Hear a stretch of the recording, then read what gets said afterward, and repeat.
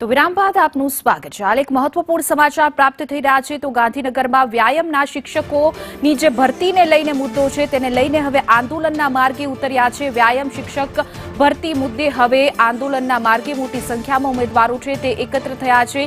ગાંધીનગર ખાતે જે આંદોલન કરી રહ્યા છે વ્યાયામ શિક્ષકોની કાયમી ભરતીની માંગ છે તે કરવામાં આવી રહી છે। વધુ વિગતો સાથે અમારા સંવાદદાતા કશ્યપ છે તે લાઈવ જોડાઈ ગયા છે। જી કશ્યપ, ગાંધીનગરમાં વ્યાયામના શિક્ષકો છે તેઓ પોતાની માંગને લઈને કાયમી કરવા માટેની માંગ છે તેને લઈને હવે આંદોલન કરી રહ્યા છે, શું છે વધુ વિગતો?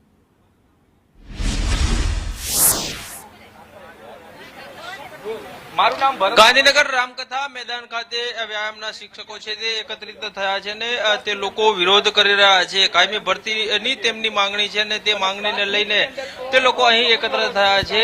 છેલ્લા ઘણા સમયથી તે લોકોની રજૂઆત સરકારમાં હતી, પરંતુ તેમની જે પ્રાથમિક માંગણીઓ છે તે નહીં સંતોષાતા અંતે તે લોકો આંદોલનના માર્ગે ચડ્યા છે અને હવે સરકાર વિરોધી સૂત્રોચ્ચાર સાથે જે પોતાની માંગણીને લઈને સૂત્રોચ્ચાર તેમના દ્વારા કરવામાં આવી રહ્યા છે। કેટલીક પડતર માંગણીઓ છે તેને લઈને પણ સરકારને અનેક વખત રજૂઆત કરી છે, પરંતુ તે નહીં સંતોષાતા અંતે તે લોકો અહીં વિરોધ પ્રદર્શન કરી રહ્યા છે। કઈ કઈ મહત્વની માંગણીઓ અને જો સરકાર દ્વારા માંગણીઓ નહીં સંતોષવામાં આવે તો આગામી આયોજન શું?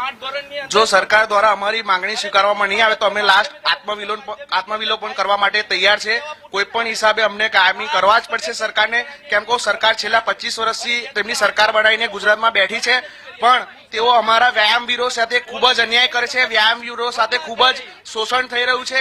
છેલ્લા 15 વર્ષથી ભરતી નથી થઈ અને જો એમને કરાર આધારિત ભરતી ગુજરાતમાં યોગ્ય મહત્વની લાગતી હોય તો હું તો એમ કહું છું કે પોલીસ વાળાની પણ ભરતી કરાર આધારિત થવી જોઈએ।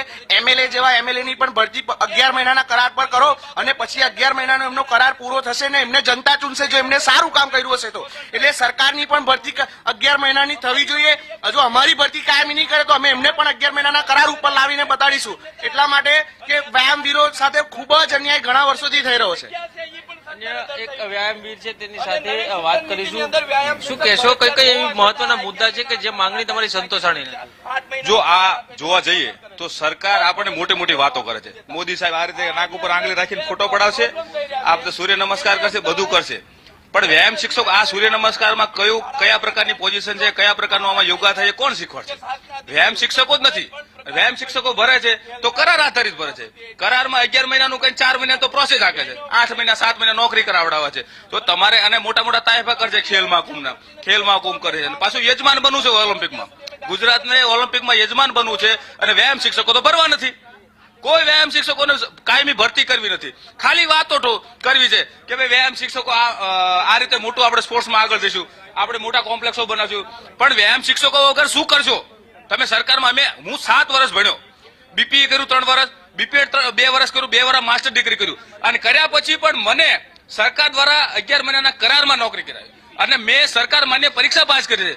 એવું પણ નથી કે અમે સીધા લાગી જાય છે। સરકાર માન્ય અમને પરીક્ષા પણ આપવામાં જાય, પરીક્ષામાં અમે પાસ થયા છીએ, પાસ થયા છતાં પણ અમને કરાર આધારિત જેમ જ્ઞાન સહાયકો છે એમના માટે કાયમી ભરતી આવી તો અમારી કેમ નહીં? મુખ્ય વ્યાયામ તો ખબર છે ભાઈ મુખ્ય અંગ છે, તો કેમ નથી થતું? સરકાર પાસે અમારી એ જ માંગણી છે કે વ્યાયામ શિક્ષકોની કાયમી ભરતી કરો। વ્યાયામવીરો છે તેમનું કહેવું છે કે વ્યાયામ શિક્ષકોની કાયમી ભરતી થવી જોઈએ। સરકાર દ્વારા વ્યાયામને પ્રાધાન્ય આપવાની વાતો કરવામાં આવે છે, તેને લઈને સગવડો પણ ઊભી કરવામાં આવે છે, પરંતુ કાયમી વ્યાયામ શિક્ષકોની ભરતી નથી કરવામાં આવતી ને તેને લઈને જ હવે આ વ્યાયામવીરો છે તે આંદોલનને ચડ્યા છે અને તેમની માંગણી નહીં સંતોષાય ત્યાં સુધી તે લોકો આંદોલન યથાવત રાખશે। જી કશ્યપ, અમારી સાથે જોડાવા બદલ આપનો આભાર।